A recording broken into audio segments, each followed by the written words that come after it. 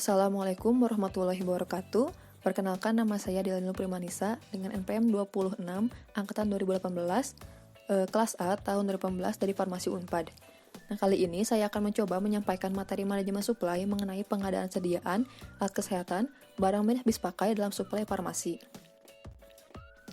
Pengadaan merupakan proses penyediaan obat yang dibutuhkan di unit pelayanan kesehatan, seperti rumah sakit, apotek, ataupun puskesmas, yang diperoleh dari pemasok eksternal melalui pembelian dari manufaktur, distributor, ataupun pedagang usaha farmasi. Tujuan dari pengadaan ini adalah untuk menjamin ketersediaan, jumlah dan waktu yang tepat, terjangkau, dan juga sesuai dengan standar mutunya.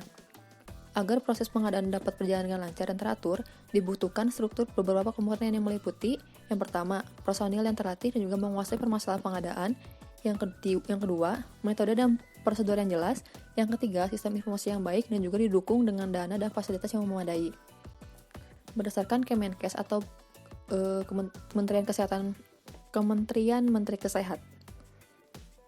Kesehatan Republik Indonesia nomor 38 tahun 2003 tentang Pedoman Umum Pengadaan Obat Program Kesehatan, terdapat 4 prinsip pengadaan, yaitu yang pertama, mutu obat terjamin; yang kedua, pengadaan obat yang efisien dan juga efektif; yang ketiga, menerapkan konsep obat esensial generik; dan juga yang keempat, pengadaan obat melalui industri farmasi atau pedagang usaha farmasi. Dalam melakukan proses pengadaan, tentu saja terdapat metode pengadaan, di mana dalam memilih metode pengadaan ini, ini tidak boleh dilakukan secara mana-mana, harus dilakukan secara teliti.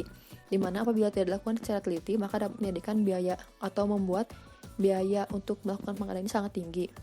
Yang kedua, penyusunan dan persyaratan kontrak kerja sangat penting dijaga agar pelaksanaan terjamin mutu, di mana surat-surat keterangan harus jelas antara pihak pertama dan juga pihak kedua.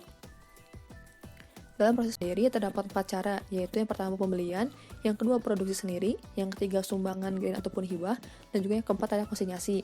Nah, untuk poin produksi sendiri, hal ini tuh dapat dilakukan oleh instalasi farmasi rumah sakit dengan kondisi tertentu, di mana sediaan yang dibuat oleh instalasi farmasi rumah sakit ini harus memenuhi persyaratan mutu dan terbatas hanya untuk memenuhi kebutuhan pelayanan rumah sakit tersebut.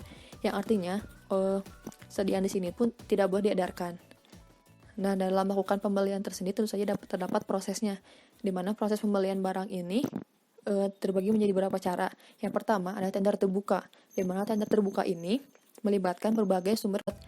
Nah, tender terbuka ini mempunyai berbagai kelebihan, yaitu yang lebih utamanya adalah penetapan harganya lebih menguntungkan. Namun tender terbuka ini juga mempunyai beberapa kelemahan, yaitu memakan waktu yang lama, biaya pelaksanaannya cukup tinggi, kualitas obat yang kurang bagus, dan juga memerlukan staf yang ahli dan juga perhatian penuh.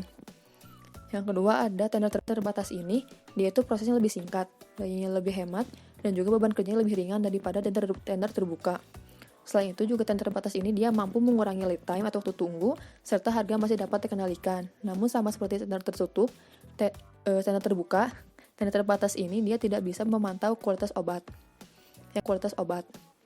Yang ketiga ada negosiasi, di mana metode ini digunakan apabila item obat ini tidak urgent dan juga tidak dalam jumlah yang banyak. Relatif sederhana juga waktu lebih pendek, pengelola dapat menawarkan secara rinci kepada pemasok dan juga sering digunakan untuk kontrak pengadaan obat jangka panjang. Selanjutnya ada pembelian langsung, di mana pembelian dilakukan langsung kepada pemasoknya. Kualitas yang terjaga, memperpendek lead time atau waktu tunggu, harga relatif lebih mahal, dan juga digunakan untuk barang-barang yang fast moving. Nah, dalam pembelian ini tentu saja ada pembayaran, di mana pembayaran ini dapat dilakukan dengan 3 cara, yaitu yang pertama ada konsinyasi. Konsinyasi ini merupakan bentuk kerjasama antar apotek dan juga perusahaan atau distributor yang menitipkan produknya untuk dijual di apoteknya. Yang kedua ada cash on delivery atau COD, merupakan metode dengan membayar pesanan secara tunai pada saat pesanan tiba dan dilakukan kepada kurir yang mengantarkan barangnya.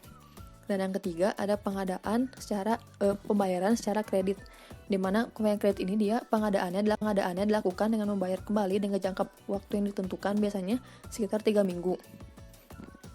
Selain itu pengadaan di apotek, untuk pengadaan di apotek ini dilakukan oleh karyawan di bidang perencanaan dan pengadaan yang dilakukan oleh asisten apoteker yang bertanggung jawab kepada apoteker pengelola apotek, bertujuan untuk merealisasikan kebutuhan yang telah direncanakan dan disetujui untuk mendapatkan perbekalan farmasi dengan harga yang layak, mutu yang baik, dan juga pengiriman barang yang terjamin. Barang yang telah dilakukan pengadaan maka tentu saja akan diterima, di mana dalam penerimaan barang tersebut